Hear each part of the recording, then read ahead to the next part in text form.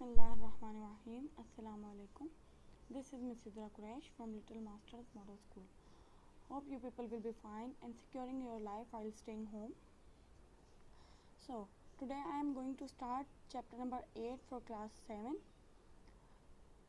The name of chapter is Atoms. Atoms क्या होते हैं? सबसे पहले हमने इस बारे में बात करनी है. An atom is the smallest part of an element which can exist. किसी भी एलिमेंट का सबसे छोटा पार्ट जो एग्जिस्ट कर सकता है. हमारे आसपास जितनी भी चीज़ें मौजूद हैं, जो कुछ भी मौजूद है, सब कुछ एटम्स का मिलके बना हुआ है. सब कुछ एटम से मिलके बना हुआ है. जो कुछ भी मौजूद है, अगर आप किसी भी चीज़ को तोड़ के सबसे छोटा पार्ट अगर उसका देखेंगे ना, सबसे छोटा जिसको और तोड़ा ना जा सके, तो वो एटम ही होगा. यहाँ से हम रीडिंग स्टार्ट करते हैं. Everything around you is made up of tiny particles called atom. हमारे आसपास मैंने क्या बताया, जो भी चीज़ें मौजूद हैं, ठीक है, बहुत छोटे छोटे पार्टिकल्स से मिलके बनती हैं. जिन्हें क्या कहते हैं? एटम्स कहते हैं.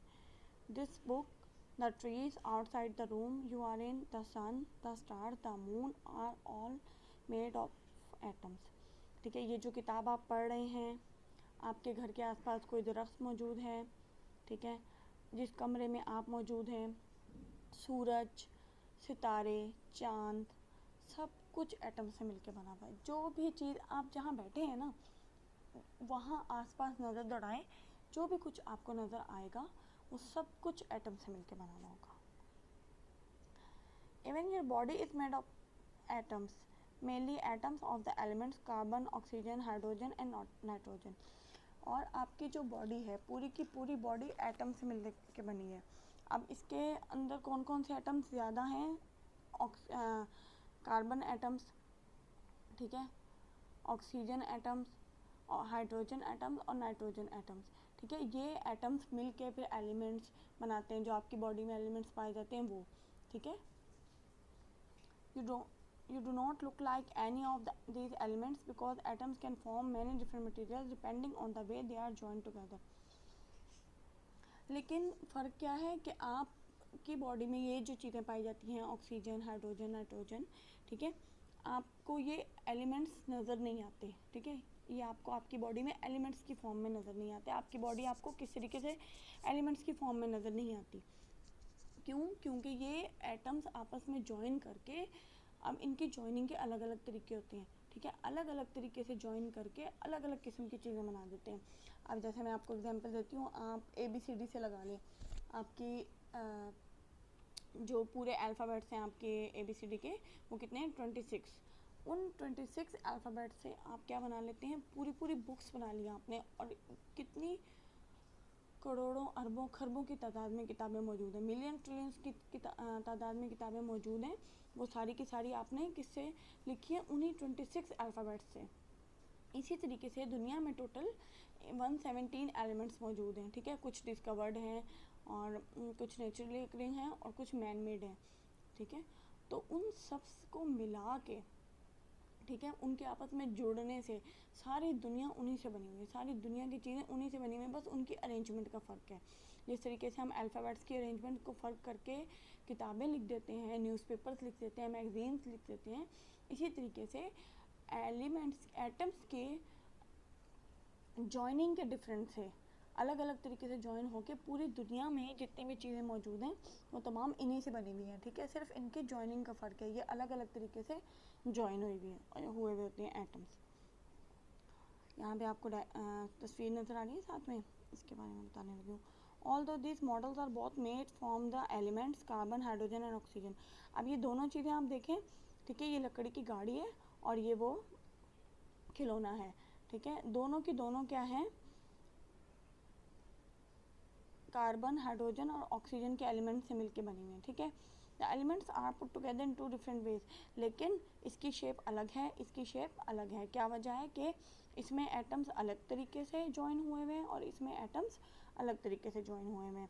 बस इनकी जॉइनिंग के फ़र्क की वजह से ही चीज़ों की शेप डिफरेंट हो जाती है, वरना तमाम के तमाम में वही चीज़ें मौजूद होती हैं, वही एटम ही मौजूद होता है. लेकिन सिर्फ और सिर्फ जॉइनिंग का फ़र्क होता है, और उस जॉइनिंग के फ़र्क से क्या होता है कि इनकी शेप चेंज हो जाती है. You are probably familiar with the little plastic building blocks that can be easily joined together with a push or separated with a pull. ठीक है, आप जानते हैं उन प्लास्टिक के बिल्डिंग ब्लॉक्स को, आपने बचपन में उनसे खेला है, छोटे छोटे होते हैं, ठीक है, वो पॉलिस्टर के बने हुए होते हैं. पॉलिस्टर के किस तरह बने हुए हैं? These blocks are made of plastic called polyester. वो किस प्लास्टिक के बने हुए होते हैं? पॉलिस्टर के. जो आपके बचपन में आपको ब्लॉक्स मिले होंगे खेलने के लिए, उनके बारे में बात हो रही है, वो पॉलिस्टर के बने हुए होते हैं. Polyester is made up of elements carbon, hydrogen and oxygen. Polyester किन किन एलिमेंट्स से मिलकर बनता है? कार्बन, हाइड्रोजन और ऑक्सीजन का से. Would, a completely different material, is also made of carbon, hydrogen and oxygen. और जो लकड़ी होती है वो अलग किस्म के मटेरियल से बनी हुई होती है. क्या होता है उसमें भी? कार्बन, हाइड्रोजन, ऑक्सीजन होता है, लेकिन बिल्कुल अलग होती है पॉलिस्टर से. अब पीछे मैंने आपको एक तस्वीर दिखाई थी, ये तस्वीर, इसमें मैंने आपको क्या बताया था कि ये लकड़ी है और ये जो आपके वो जो ब्लॉक्स बचपन में आप खेला करते थे उनसे, वो वाला खिलौना है. ठीक है, ब्लॉक से मिला के आप बिल्डिंग बना दिया करते थे, ब्लॉक से मिला के आप कुछ भी बना दिया करते थे, वो ये पॉलिस्टर के बने हुए होते हैं और ये लकड़ी का बना हुआ है. ठीक है, अब लकड़ी में भी वही चीज़ें मौजूद हैं और इस पॉलिस्टर में भी वही चीज़ें मौजूद हैं, लेकिन दोनों की शेप में और फॉर्म में कितना फ़र्क है. But in wood the elements are put together in a different way to give a totally new material with a completely different appearance and properties. लेकिन वुड में क्या होता है?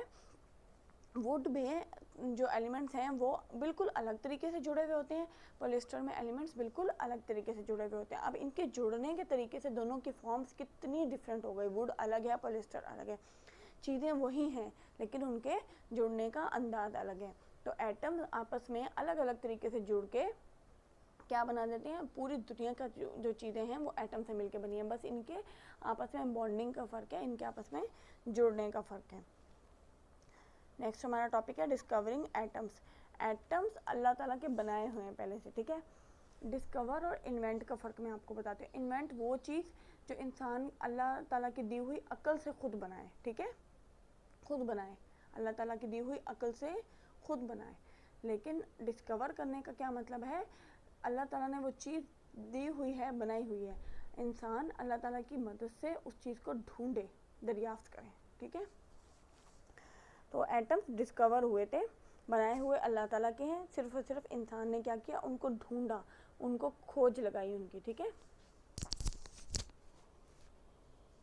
A Greek philosopher Democritus 460 to 361 BC first put forward the idea of atom. सबसे पहले किसने idea दिया था एटम्स का?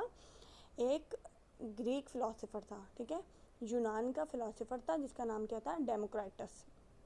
उन्होंने सबसे पहले आइडिया दिया था एटम्स का, उन्होंने सबसे पहले इसके ऊपर रिसर्च शुरू की थी, पढ़ा था इसको. He grouped up different materials until he had a fine powder which he ground up different materials until he had a fine powder which could not be broken down any smaller. Atom is the ancient Greek word for indivisible. ठीक है, इन्होंने क्या किया था? Grounded up, इन्होंने पीसा था different materials, fine powder which could not be broken down any smaller. उन्होंने क्या किया? डेमोक्राइटस ने किस तरीके से डिस्कवर किया? उन्होंने अलग अलग तरह के मटेरियल्स लिए. ठीक है, उन अलग अलग तरह के मटेरियल्स को पीसना शुरू कर दिया. उन्होंने उन मटेरियल्स को इतना पीसा कि वो इतने छोटे हो गए कि फिर वो और छोटे हो नहीं सकते थे. ठीक है, इतना छोटा कर दिया. ठीक है, और एटम जो सा है वो ग्रीक वर्ड से निकला है, पुराने, कदीम. एंशिएंट का मतलब होता है कदीम. कदीम यूनान के लफ्ज़ से निकला है जिसका मतलब है इनडिविजिबल, मतलब जिसको और तकसीम ना किया जा सके. ठीक है, डेमोक्रेटस ने क्या किया कि उन्होंने अलग अलग मटेरियल लेके उनको इतना पीसा कि वो इतने छोटे हो गए कि उनको और तकसीम नहीं किया जा सकता था. और जो एटम का मीनिंग है वर्ड का, वो कदीम यूनान के लफ्ज़ों में से निकला है, जिसका क्या मतलब बनता है? उसका मतलब बनता है इनडिविजिबल, नाकाबिले तकसीम, जिसको तकसीम नहीं कर सकते आप, जिसको और डिवाइड नहीं कर सकते, वो जिसको और तोड़ नहीं सकते वो. In 1808, an English chemist, John Dalton, suggested from the experiments he had carried out that each chemical element is made up of different atoms and that elements are different because they are made of different atoms. इसके बाद सबसे पहले तो मैंने आपको बताया Democritus ने इसको पढ़ा, इसके बारे में जाना, उन्होंने डिस्कवर किया।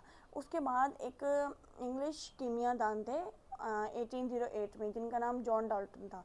उन्होंने क्या किया, उन्होंने डिफरेंट एक्सपेरिमेंट्स किए, बहुत से तजुर्बात किए।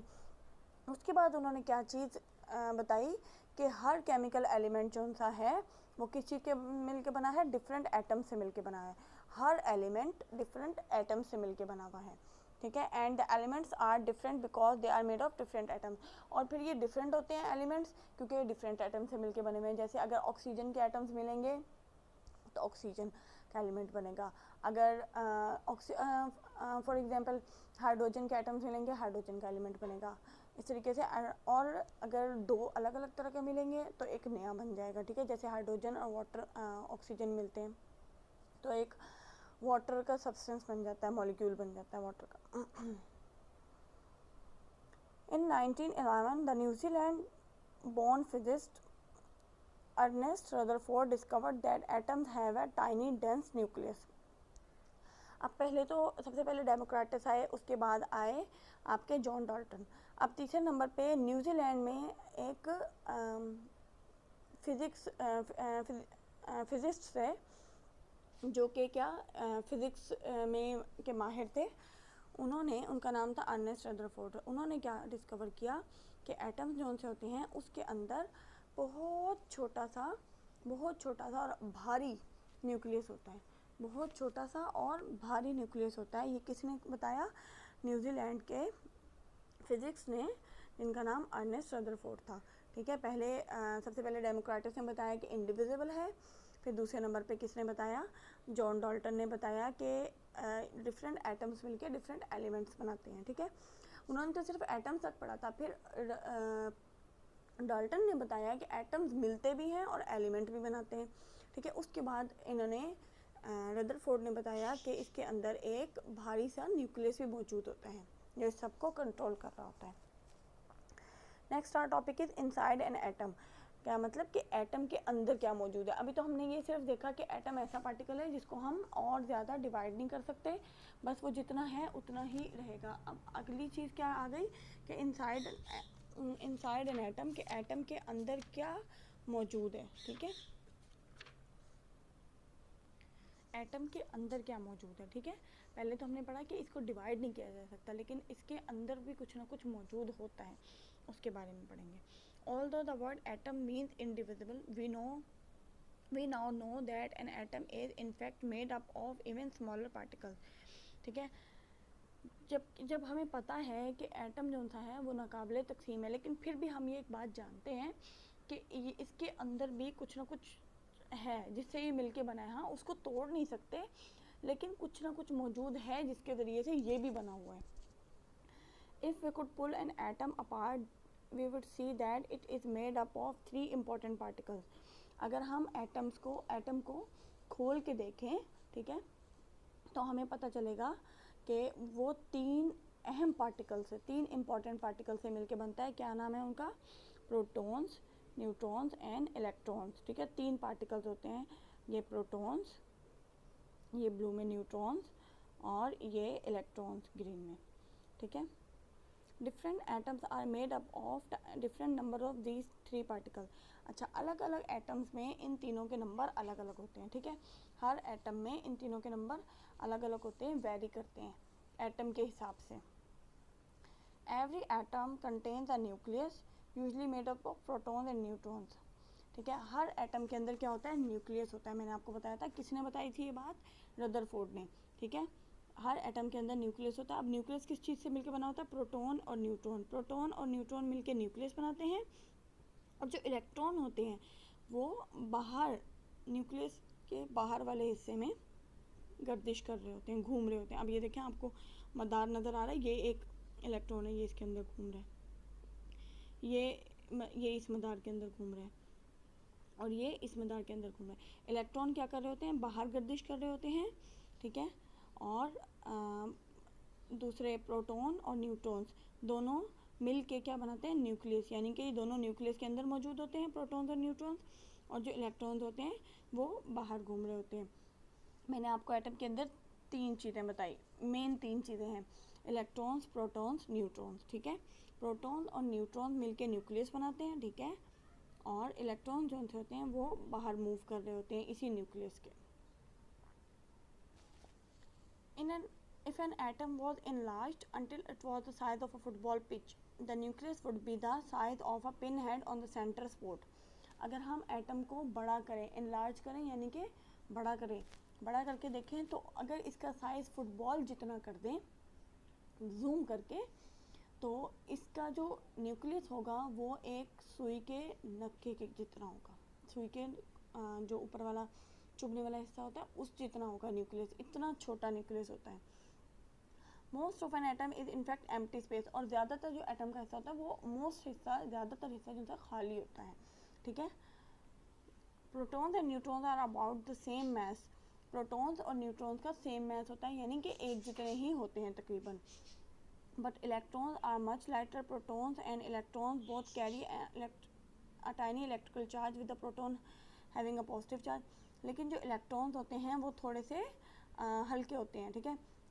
प्रोटॉन्स और न्यूट्रॉन्स का सेम मास होता है तकरीबन, बिल्कुल तकरीबन सेम मास होता है, लेकिन जो इलेक्ट्रॉन्स होते हैं वो थोड़े से हल्के होते हैं, और प्रोटॉन्स और इलेक्ट्रॉन्स के ऊपर इलेक्ट्रिकल चार्ज भी होता है, ठीक है। इलेक्ट्रिकल चार्ज यानी कि खींचने की कशिश के को किस में पॉजिटिव है किस में नेगेटिव है, इलेक्ट्रिकल चार्ज भी होता है।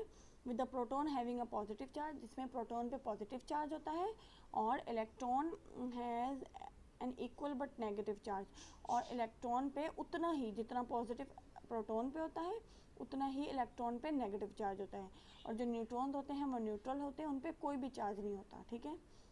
An atom that has equal number of protons and neutrons electrically neutral, और वो एटम जिसमें प्रोटॉन्स और न्यूट्रॉन्स के नंबर बिल्कुल बराबर हों उसे क्या कहते हैं, उसे इलेक्ट्रिकली न्यूट्रल कहते हैं।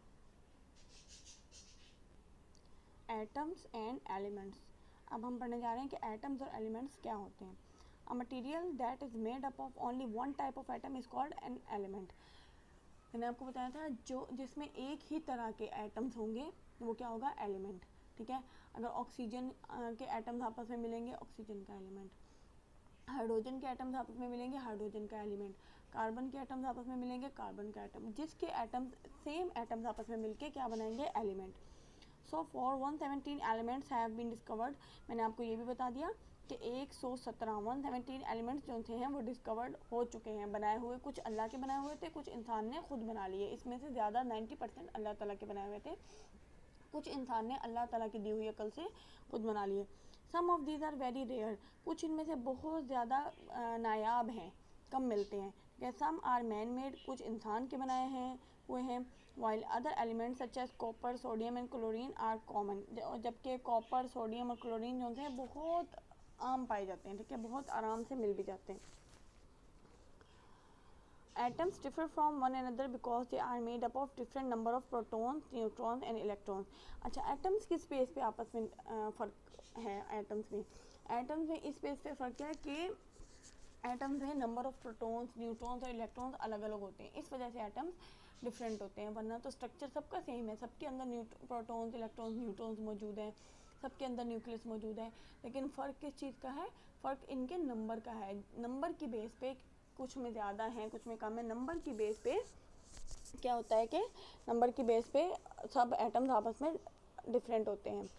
The smallest atom of all is that of a gas hydrogen, सबसे छोटा जो दुनिया में एटम मौजूद है वो किस चीज़ का है, हाइड्रोजन गैस का, सबसे छोटा एटम। वजह क्या है उसकी, क्योंकि this has only one proton and one electron, क्योंकि उसके अंदर सिर्फ एक ही प्रोटॉन है और एक ही इलेक्ट्रॉन है। The largest naturally occurring atom that we know about is uranium, और सबसे बड़ा कौन सा है जो कुदरती तौर पे पाया जाता है एटम, वो किसका है, यूरेनियम का, क्योंकि उसमें है this has 92 proton and 92 electron, उसके अंदर 92 प्रोटॉन हैं और 92 ही इलेक्ट्रॉन हैं। कहाँ है हाइड्रोजन जिसमें एक प्रोटॉन एक इलेक्ट्रॉन है, और कहाँ है यूरेनियम जिसमें एक प्रोटॉन 92 इलेक्ट्रॉन्स और 92 ही प्रोटॉन्स हैं। It is the number of protons that makes a difference between the atoms, और एटम्स के दरमियान डिफरेंस होता है किसकी वजह से, नंबर ऑफ प्रोटॉन्स की वजह से, ठीक है, नंबर ऑफ प्रोटॉन्स। जो प्रोटॉन्स न्यूक्लियस में मौजूद हैं, नंबर ऑफ प्रोटॉन्स, उनकी वजह से एटम्स में डिफरेंस होता है।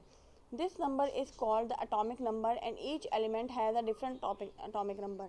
अब एक चीज़ आप लोग गौर से ध्यान से सुन लें, number of protons is called atomic number. जितने प्रोटॉन्स मौजूद होंगे वो उसका एटॉमिक नंबर होगा। फॉर एग्जांपल, अगर हाइड्रोजन में कितने प्रोटॉन हैं, एक प्रोटॉन है, तो उसका एटॉमिक नंबर क्या हो गया, एक। यूरेनियम में कितने प्रोटॉन्स हैं, 92 प्रोटॉन हैं, तो उसका एटॉमिक नंबर क्या हो गया, 92। एटॉमिक नंबर, जितने प्रोटॉन्स उसमें मौजूद हैं वो उसका एटॉमिक नंबर कहलाएगा। उसके न्यूक्लियस में, प्रोटॉन्स एक्चुअली न्यूक्लियस में मौजूद होते हैं, ठीक है। Because there are always the same number of protons and electrons in an atom, if we know the atomic number we also know how many electrons an atom has। जी, क्या है कि तमाम जितने भी एटम्स हैं उनमें प्रोटॉन्स और electrons same होते हैं। प्रोटॉन्स और इलेक्ट्रॉन्स बिल्कुल सेम नंबर के होते हैं, ठीक है। और अगर हमें एटॉमिक, अब जैसे नंबर ऑफ प्रोटॉन्स मैंने आपको बताया एटॉमिक नंबर होता है, ठीक है। अगर हमें एटॉमिक नंबर पता होगा तो हमें ऑटोमेटिकली इलेक्ट्रॉन्स का नंबर भी पता होगा। फॉर एग्जांपल मैं कहती हूँ हाइड्रोजन में एक प्रोटॉन है, तो हाइड्रोजन का एटॉमिक नंबर क्या हो गया, एक, ठीक है। अब मैं उसका एटॉमिक नंबर एक हो गया, तो अब जो उसके अंदर इलेक्ट्रॉन्स मौजूद हैं वो मुझे ऑटोमेटिकली पता चल जाएगा कि उसका एटॉमिक नंबर एक है, तो उसके अंदर एक ही इलेक्ट्रॉन मौजूद होगा, ठीक है। एक प्रोटॉन है तो एक ही इलेक्ट्रॉन मौजूद होगा। जितना एटॉमिक नंबर होगा उतने ही इलेक्ट्रॉन्स उसके अंदर मौजूद होंगे। It is the way the electrons are arrange around the nucleus which determine the properties of an atom और of an element which it is a part. और एक एटम की क्या खसूसियात हैं उसको कौन डिटरमिन करेगा, उसके जो इलेक्ट्रॉन हैं जिस तरीके से उसके बाहर, उसके न्यूक्लियस के बाहर अरेंज हुए हुए होंगे, उससे उसकी ख़ास बनेंगे, उसकी प्रॉपर्टीज़ के वो एटम किस तरह का है दिखने में। एक तो उसकी अरेंजमेंट, ठीक है, और उसके अंदर अरेंजमेंट। अब उसके नंबर ऑफ प्रोटॉन तो मैंने आपको बता दिया एटॉमिक नंबर है। अब उसके बाद इलेक्ट्रॉन्स किस तरीके से उसके बाहर अरेंज हुए हुए हैं ये भी डिटरमिन करेगा कि उसकी प्रॉपर्टीज़ क्या हैं। कोई भी चीज़ है, फॉर एग्जांपल हाइड्रोजन एटम ही है, तो उसकी प्रॉपर्टीज़ किस तरीके से बताई जा सकती हैं कि उसके बाहर इलेक्ट्रॉन्स किस तरीके से अरेंज हुए हैं, कितने इलेक्ट्रॉन्स हैं, नंबर से भी और उसके अरेंज होने के तरीके से भी। नेक्स्ट हमारा टॉपिक है इलेक्ट्रॉन्स एंड शेल्स। इलेक्ट्रॉन्स और मदार, शेल कहते हैं महवर या मदार को, जिसके अंदर वो घूम रहे होते हैं। मैंने आपको अभी तस्वीर दिखाई थी, ये जिस मदार के अंदर घूम रहे हैं इसको हम शेल्स कहते हैं, ठीक है। और ये हमारे इलेक्ट्रॉन्स हैं। Drawings of atoms like the one on the previous page usually shows electrons orbiting the nucleus rather like planets orbiting the sun। अभी पिछले पेज पे जो मैंने आपको डायग्राम दिखाई उसमें आपने देखा होगा कि जो इलेक्ट्रॉन न्यूक्लियस के गिर्द घूम रहे हैं उससे क्या लग रहा है, देख के ऐसा लग रहा है जैसे जो प्लैनेट्स हैं वो सूरज के गिर्द घूम रहे हैं। इस तरीके से ये जो इलेक्ट्रॉन उस तस्वीर में दिखाया गया है कि इस तरीके से इलेक्ट्रॉन न्यूक्लियस के गिर्द घूमते हैं, उस तस्वीर में इस तरीके से दिखाया गया है। This is not a really true picture of how electrons orbit the nucleus. जबकि ये ट्रू पिक्चर नहीं है, ये सिर्फ और सिर्फ इंसान की आसानी के लिए बनाई गई है। साइंसदानों ने स्टडी करके, तहकीक करके इंसान की आसानी के लिए ये तस्वीर बनाई है, ये असल पिक्चर नहीं है। Electrons are not solid balls but bundles of energy that move almost as fast as light। Electron जिस तरह आपको दिख रहे हैं ना, गोल गोल सॉलिड बॉल्स लग रही हैं, ये सॉलिड बॉल्स नहीं होती, ये क्या होती हैं, ये एनर्जी के बंडल्स होते हैं, ठीक है। एनर्जी के बंडल्स होते हैं जो इतनी तेज़ी से मूव करते हैं जितनी तेज़ी से लाइट मूव करती है। अब आप देखें लाइट की स्पीड क्या होती है, आप छोटा सा सुराख करें उसमें से भी रोशनी आ जाती है और बहुत तेज़ी से आती है, जैसे सुराख होगा वैसे फ़ौरन रोशनी अंदर आएगी। और इलेक्ट्रॉन्स भी इसी स्पीड से मूव कर रहे होते हैं न्यूक्लियस के बाहर। We have no idea where they are at any one instant, however we do know that the electrons whiz around the nucleus of the atom in different layers called shells। हमें कोई idea नहीं है कि exact वो किस जगह पे move कर रहे होते हैं, लेकिन हम इतना जानते हैं कि जो न्यूक्लियस है उसके बाहर अलग अलग लेयर्स होती हैं, अलग अलग तहें होती हैं, ठीक है, जिनको हम शेल्स या महवर कहते हैं, ठीक है। वहाँ पे इलेक्ट्रॉन्स घूम रहे होते हैं। न्यूक्लियस के बाहर अलग अलग तहें होती हैं जिनको हम शेल्स कहते हैं। वहाँ पे क्या होता है, जो इलेक्ट्रॉन्स हैं वो मूव कर रहे होते हैं रोशनी की स्पीड से। The shells are arrange around the nucleus of the atom in energy levels. हाँ जी, और जो शेल्स होते हैं वो न्यूक्लियस के बाहर किस तरह अरेंज होते हैं, एनर्जी लेवल्स में अरेंज होते हैं। एनर्जी लेवल्स में लोएस्ट एनर्जी लेवल जो सा है वो सबसे अंदर होगा, फिर उससे ज़्यादा बाहर और उससे ज़्यादा बाहर। अभी मैं आपको डायग्राम के ज़रिए से भी शो करूँगी, ठीक है। जो ये शेल्स होते हैं, जो ये महवर होते हैं, वो एनर्जी लेवल्स के हिसाब से अरेंज हुए होते हैं। When we draw an atom, we show these energy levels or shells as circles around the nucleus. ठीक है, जब हम किसी भी एटम को ड्रॉ करते हैं तो हम न्यूक्लियस के पास सर्कल्स लगाते हैं। सर्कल्स लगा के हम उन एनर्जी लेवल्स को शो कर रहे होते हैं, ठीक है। अभी मैं आपको ये दिखाऊंगी। The nearer a circle is to the nucleus the lower the energy level. अब ये देखिए, मैं आपको क्या बता रही थी, ये न्यूक्लियस है, इसके गिर्द सर्कल्स लगा के क्या दिखाया गया है, ये शेल्स दिखाए गए हैं, ठीक है। अब जो न्यूक्लियस से सबसे नज़दीक वाला शेल होगा, ठीक है, उसमें उसका एनर्जी लेवल सबसे कम होगा। न्यूक्लियस के सबसे नज़दीक वाला ये है, इसको नाम क्या दिया हुआ है, के का, ठीक है। इसको किस चीज़ का नाम दिया हुआ है, के का। और ये जो सा है इसमें सबसे कम एनर्जी लेवल है। ये देखें, आपको नज़र आ रही होगी लाइन जा रही, के, ठीक है। It's called the K shell, the lowest energy shell, the one nearest the nucleus, सबसे कम, और वो होता है जो न्यूक्लियस के साथ होता है, न्यूक्लियस के करीब होता है, ठीक है। It's called the K shell, इसको क्या कहते हैं, K shell. It's can hold either 1 और 2 इलेक्ट्रॉन्स। इसके अंदर कितने इलेक्ट्रॉन्स आ सकते हैं, 1 या 2, मैक्सिमम 2 आ सकते हैं, 1 भी आ सकता है। ये देखिए, आपको 2 शो हो रहे हैं, बाकी पूरा का पूरा ये खाली है, सिर्फ और सिर्फ आपको 2 शो हो रहे हैं, ठीक है। The second shell with the second energy level is called the L shell. It can hold up to 8 electrons. अब इससे थोड़ी सी ज़्यादा एनर्जी लेवल पे आ गया L shell, ठीक है। इसके अंदर 8 इलेक्ट्रॉन्स तक जो है मूव कर सकते हैं, ठीक है। 8 से कम भी हो सकते हैं, 2 भी, 1 भी, 3 भी, 4 भी, 5 भी, 6 भी, 7 भी और 8 भी।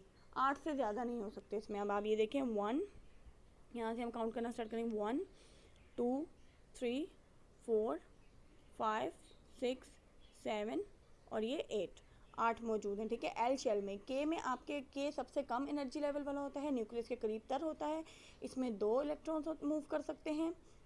उसके बाद आपके आ जाता है एल शेल, ठीक है। के शेल से अगला होता है, इसकी एनर्जी लेवल के से ज़्यादा होती है।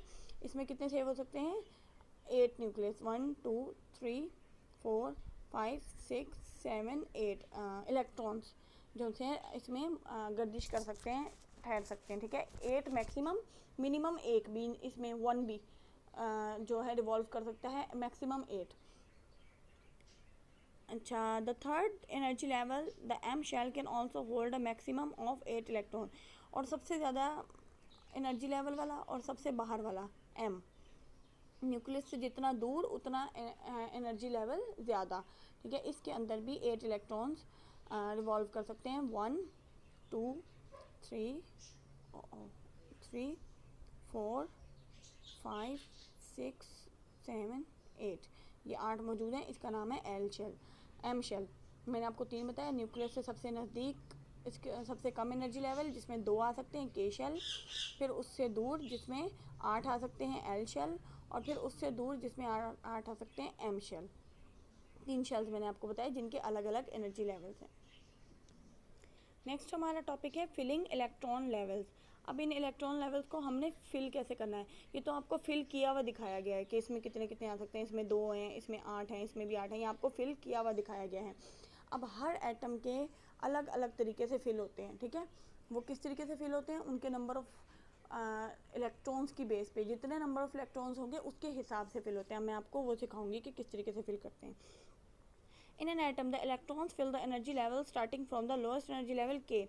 अगर किसी भी एटम में आप फिल करने जा रहे हैं उसके इलेक्ट्रॉन्स, तो सबसे पहले के शेल में फिलिंग होती है, ठीक है, जिसमें सबसे कम होते हैं। उसमें कितने हो सकते हैं, मैंने आपको बताया मैक्सिमम 2 हो सकते हैं, ठीक है। When this is full with 2 electron, जब ये फुल हो जाता है 2 से, the next electron goes into the L shell, फिर अगले इलेक्ट्रॉन्स किस में चले जाते हैं, एल शेल में। अब ये आपका एल शेल है, इसके अंदर अगले इलेक्ट्रॉन चले जाते हैं। When the L shell is full with 8 electron, और जब एल शेल के अंदर 8 इलेक्ट्रॉन्स पूरे हो जाते हैं तो फिर इलेक्ट्रॉन्स कहाँ चले जाते हैं, एम शेल में, ठीक है। तीसरा वाला एम शेल, अगर यहाँ पे 8 भी पूरे हो गए तो अगर फिर भी कोई बच गया तो वो एम शेल में चले गए। सबसे पहले हम के शेल को फिल करते हैं, के शेल में 2 इलेक्ट्रॉन्स आते हैं। उसके बाद हम किस शेल को फिल करते हैं, एल शेल को। एल में मैक्सिमम 8 आ सकते हैं, ठीक है। अगर आपका जैसे इलेक्ट्रॉन इतने ज़्यादा हैं कि वो एल में भी पूरे नहीं आए 8 आने के बाद, फिर भी बच गए, तो फिर वो कहाँ जाएंगे, लास्ट वाले में जो कि है एम शेल में। We have already seen that as there are always the same number of protons and electrons in an atom, the atomic number also tells us how many electrons an atom has। मैं आपको पहले भी एक बात बता चुकी हूँ कि जब आपको ये पता चल जाएगा कि नंबर ऑफ़ प्रोटॉन्स कितने हैं, नंबर ऑफ़ प्रोटॉन्स क्या होता है, एटॉमिक नंबर। आपको जब पता चल जाएगा कि किसी भी न्यूक्लियस में नंबर ऑफ़ प्रोटॉन्स कितने हैं तो ऑटोमेटिकली आपको पता चल जाएगा कि उसमें नंबर ऑफ़ इलेक्ट्रॉन्स कितने हैं, क्योंकि नंबर ऑफ़ प्रोटॉन्स और नंबर ऑफ़ इलेक्ट्रॉन्स बराबर होते हैं। Carbon for example has an atomic number of 6। For example carbon का एटॉमिक नंबर क्या है, 6, ठीक है। अब उसका एटॉमिक नंबर 6 है, यानी कि उसमें कितने प्रोटॉन्स हुए, 6 प्रोटॉन्स हुए। अब जब उसमें 6 प्रोटॉन्स हुए तो उसमें इलेक्ट्रॉन्स भी कितने होंगे, 6, क्योंकि प्रोटॉन्स और इलेक्ट्रॉन्स हमेशा बराबर होते हैं। तो अब क्या है, 6 प्रोटॉन्स हैं और 6 ही इलेक्ट्रॉन्स हैं। अब मैं आपको कहती हूँ कि आपने इन 6 इलेक्ट्रॉन्स को इसमें फिल करना है, ठीक है, एनर्जी लेवल्स में फिल करना है। तो आपने किस तरीके से फिल करना है, 6 टोटल 6 की आपके पास तादाद है। सबसे पहले आप कौन सा शेल फिल करेंगे, के में आपने कितने फिल कर दिए, 2। जब आपने 2 के में फिल कर दिए, अब आपके पास कितने बचे, 6 में से 2 तो आपने फिल कर दिए, 4 बचे। अब वो 4 आप किस शेल में ले आएंगे, एल शेल में, 1 2 3 4, ठीक है। अब ये आपकी इलेक्ट्रॉन की फिलिंग हो गई शेल्स में, ठीक है। इस तरीके से ये बहुत आसान तरीका है, कुछ भी नहीं करना आपने, सिर्फ पहले के शेल में 2 फिल करने हैं, ठीक है। उसके बाद जितने बचे हैं उनको एल शेल में लेके जाना है। उसके बाद भी अगर कुछ बच जाते हैं तो उसको आपने किस शेल में लेके जाना है, एम शेल में, ठीक है। अब आगे मैं आपको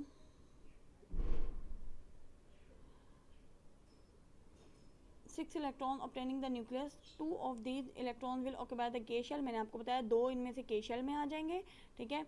while the remaining 4 the L shell, और बाकी के 4 किस में आ जाएंगे, एल शेल में। अब आप काउंट करें तो पूरे 6 हैं, 1 2 3 4 5 6, ये आपको पूरे 6 मिल गए। आपने 6 की फिलिंग करनी है, पहले में 2, अगले में फिर जितने आए उतने, फिर उससे अगले में जितने आए उतने। अब आपके ये 2 ही शेल्स में आ गए, आपको तीसरा शेल लेने की ज़रूरत नहीं है।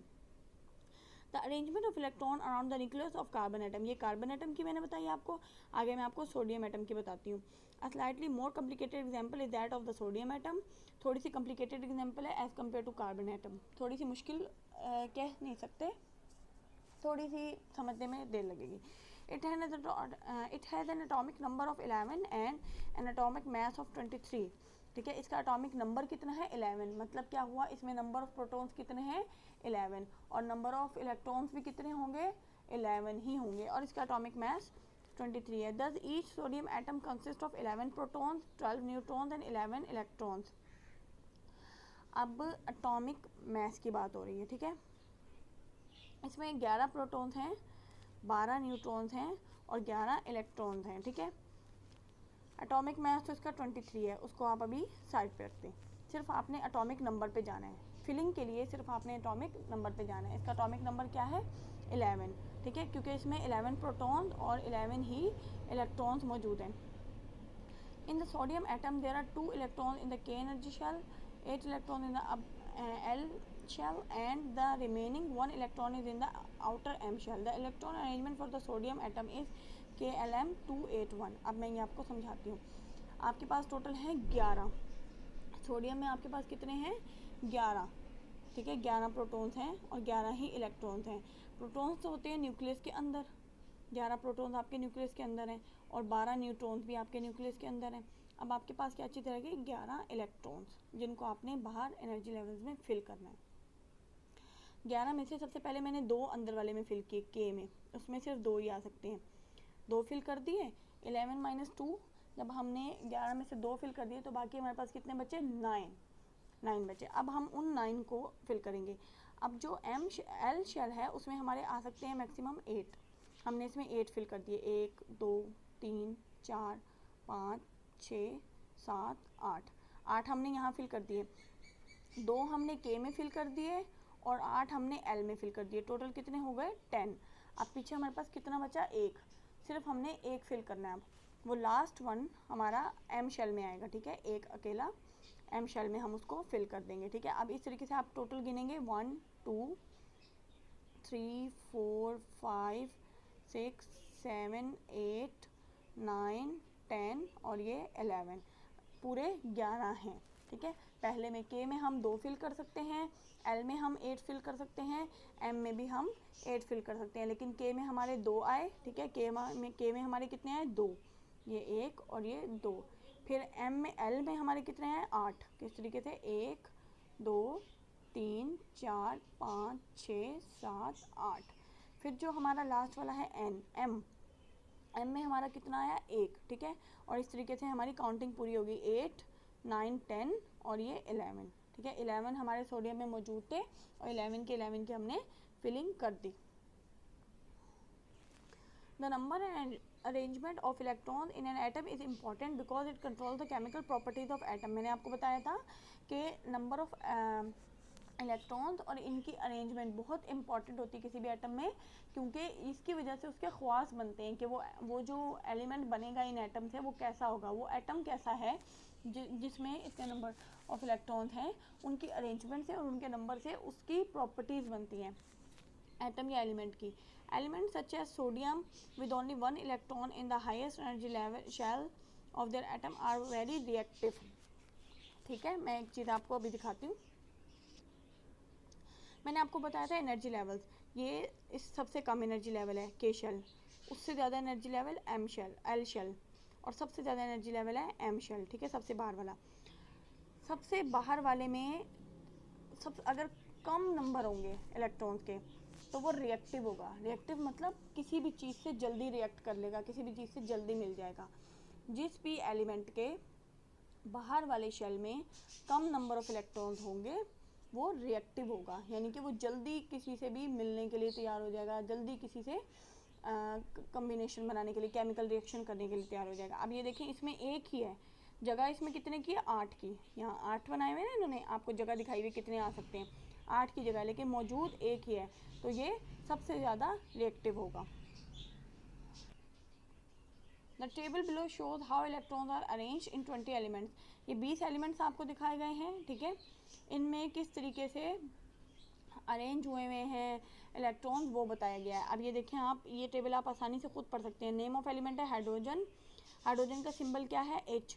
सिंबल किस लिए होता है, ताकि आसानी से उसको लिखा जा सके। साइंटिस्ट ने सिंबल बना दिए, यानी उन्हीं जो एलिमेंट्स हैं उनका पहला वर्ड या पहले 2 वर्ड्स को सिलेक्ट करके सिंबल्स बना दिए, जिनके ज़रिए से हम आसानी से चेक कर सकते हैं कि कौन से की बात हो रही है। हाइड्रोजन है तो उसका H, हीलियम है तो HE, ठीक है। अब हाइड्रोजन है, इसका एटॉमिक नंबर मैंने आपको बताया 1 होता है, तो इसके अंदर एटॉमिक नंबर बता दिया 1 है, तो इसके अंदर नंबर ऑफ प्रोटॉन्स और इलेक्ट्रॉन्स कितने होंगे, 1। नंबर ऑफ इलेक्ट्रॉन्स में एक ही है। अब आप इलेक्ट्रॉन्स की फीलिंग बता रहे हैं तो नंबर ऑफ इलेक्ट्रॉन्स ही लिखे हुए हैं। इसके पहले शेल में एक ही इलेक्ट्रॉन है, ठीक है। आगे बात हीलियम की, हीलियम का सिंबल है HE, इसका एटॉमिक नंबर 2 होता है, इसके नंबर ऑफ इलेक्ट्रॉन्स भी 2 होंगे, जाहिर सी बात है एटॉमिक नंबर 2 है, और इसके पहले ही शेल में 2 इलेक्ट्रॉन्स फिल हो गए, दूसरे शेल में जाने की जरूरत नहीं क्योंकि टोटल 2 ही थे। आगे आपका आ गया लिथियम, लिथियम का सिंबल है Li, एटॉमिक नंबर इसका 3 और नंबर ऑफ इलेक्ट्रॉन्स जो हैं इसके अंदर 3 हैं, ठीक है। एटॉमिक नंबर 3 है तो नंबर ऑफ इलेक्ट्रॉन्स भी 3 ही हैं। अब 2 इसके पहले शेल में आएंगे क्योंकि पहले शेल में 2 से ज़्यादा आ नहीं सकते, ठीक है। फिर और एक इसका कहाँ जाएगा, अगले शेल में, जो कि आपका एल शेल, सेकंड शेल जिसको कहते हैं। आगे आपका beryllium, Be symbol, 4 atomic number है और 4 ही इलेक्ट्रॉन्स हैं। 2 आपके आ गए फर्स्ट शेल में क्योंकि उसमें 2 से ज़्यादा नहीं आ सकते, फिर 2 आपके आ गए सेकेंड शेल में, ठीक है, उसमें 8 की जगह है, अब आपके इसमें 2 आ गए। नेक्स्ट है boron, symbol B, atomic number 5, number of electrons भी 5, और फर्स्ट शेल में आपके 2 आ गए और सेकंड शेल में आपके 3 आ गए। इसी तरीके से चलते जाएंगे तो ये सिर्फ फर्स्ट शेल की फिलिंग है। लास्ट में हम आ जाएंगे नियॉन पे। नियॉन Ne, एटॉमिक नंबर है 10 और नंबर ऑफ इलेक्ट्रॉन्स भी 10 है। अब 2 आपके आ गए पहले शेल में और 8 आपके आ गए किस में, उससे अगले शेल में, उसमें 8 ही की जगह है और 8 ही आ गए, ठीक है। अब ये इतना रिएक्टिव नहीं होगा, क्यों, क्योंकि इसके लास्ट एनर्जी लेवल में कुछ भी नहीं है, ठीक है। अब आप आगे आपका आ गया सोडियम Na, अभी हमने पढ़ा था, इसका है atomic number 11, number of electrons भी 11। 2 आ गए आपके पहले शेल में, अभी मैं बता के आई हूँ आपको। 8 आ गए आपके दूसरे शेल में, ठीक है, उसमें 8 ही की जगह होती है। एक जो बचा वो आपका थर्ड शेल में चला गया। इसी तरीके से मैग्नीशियम Mg 12 इसका एटॉमिक नंबर है, नंबर ऑफ इलेक्ट्रॉन्स भी इसमें 12 हैं। 2 आपके पहले शेल में आ गए, 8 आपके आ गए दूसरे शेल में। अब तीसरे शेल में 2 ही बचे हैं, 8 9 10 प्लस करें तो बाकी 2 बजे 12 में से 2 यहाँ पे आ गए। इसी तरीके से चलते जाएं हम, इसी तरीके से इसको स्टडी करते जाएं तो आगे आ गया क्लोरीन। क्लोरीन में 17 होता है एटॉमिक नंबर और नंबर ऑफ इलेक्ट्रॉन भी इसके होते हैं 17। 2 आ गए इसके पहले शेल में, 8 आ गए इसके दूसरे शेल में, ठीक है। अब इसके तीसरे शेल में कितने आएंगे, 8 और 2 10 हो गए, पीछे बचे 7 इसके आ जाएंगे तीसरे शेल में। अभी इस तीसरे शेल में 1 की जगह मौजूद है, टोटल 8 होने चाहिए आपके M शेल में, लेकिन यहाँ पे 7 है, ठीक है। नेक्स्ट आपका आ गया आर्गॉन। आर्गॉन में 18 टोटल होता है एटॉमिक नंबर, 18 इलेक्ट्रॉन्स होंगे, जाहिर सी बात है। 2 आपके पहले शेल में, 8 आपके दूसरे शेल में। अब पीछे बचे 10 तो यही हो गए, पीछे बचे आपके 8 आपके डायरेक्टली आ जाएंगे तीसरे शेल में। अब ये तीनों के तीनों फिल हो गए, कम्प्लीटली फिल, एक भी इलेक्ट्रॉन आने की ज़रूरत नहीं है, जगह नहीं है। आ गया पोटेशियम। अब ये एक्सेप्शनल केसेस हैं जिसमें चौथा शेल भी होता है, वरना मोस्टली में नहीं होता। ये एक्सेप्शनल केस है जिसमें चौथा शेल भी होता है। अब इसमें 19 एटॉमिक नंबर है, नंबर ऑफ इलेक्ट्रॉन्स भी 19 है। 2 आ गए आपके पहले शेल में, 8 आ गए आपके दूसरे शेल में, 10 तो ये हो गए। 8 आ गए आपके तीसरे शेल में, 18 हो गए, ठीक है। अब फिर एक बचा, वो आपके चौथे शेल में चला जाएगा, जो किसी उसमें पाया जाता है। चौथा शेल हर किसी में मौजूद नहीं होता। इसी तरीके से कैल्शियम में 20 है एटॉमिक नंबर, तो उसके नंबर ऑफ इलेक्ट्रॉन्स भी 20 हैं। इसमें पहले शेल में 2 आ गए इलेक्ट्रॉन्स, दूसरे शेल में 8 हैं, तीसरे शेल में भी 8 हैं, ठीक है, 8 से ज़्यादा आ नहीं सकते। फिर बाकी जो 2 बचे वो कहाँ चले गए, चौथे शेल में। ये मैंने आपको पूरी इलेक्ट्रॉन की फिलिंग बताई, किस तरीके से शेल्स में इलेक्ट्रॉन को फिल किया जाता है। इससे रिलेटेड आपका एक क्वेश्चन भी है, ठीक है, और आप घर में प्रैक्टिस कीजिएगा अलग अलग। आप फॉर एग्जांपल खुद बना के देखिएगा, आप एल्यूमिनियम का बनाइएगा, ठीक है, उसको फिल करके देखिएगा, घर में प्रैक्टिस कीजिएगा इस चीज़ की।